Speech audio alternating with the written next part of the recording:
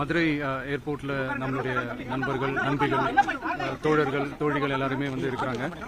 முதல்ல அவங்க எல்லாருக்குமே என்னுடைய மதுரை மக்கள் எல்லாருக்குமே என்னுடைய வணக்கம்.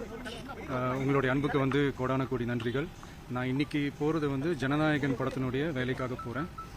கொடைக்கானல் ஒரு ஷூட்காக போகிறேன்.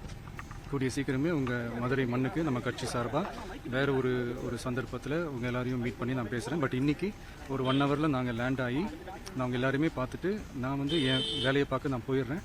நீங்களும் சேஃபாக அவங்கவுங்க வீட்டுக்கு போயிடுங்க. யாரும் என்னுடைய வேனுக்கு பின்னாடியோ காருக்கு பின்னாடியோ யாருமே வந்து ஃபாலோ பண்ணுறதோ, இந்த பைக்கில் ஃபாஸ்ட்டாக வர்றதோ, பைக் மேலே நின்றுக்கிட்டு பைக் ஓட்டுறது, ஹெல்மெட் இல்லாமல் இந்த மாதிரிலாம் வராதிங்க. ஏன்னா அந்த காட்சியெல்லாம் பார்க்குறதுக்கே மனசுக்கு வந்து ரொம்ப பதட்டமாக இருக்குது. ஸோ கூடிய சீக்கிரமே வேறு ஒரு சந்தர்ப்பத்தில் உங்கள் எல்லாரையும் நான் மீட் பண்ணி நான் பேசுகிறேன். அது வரைக்கும் உங்கள் எல்லாருக்குமே என்னுடைய மே தின வாழ்த்துக்கள்.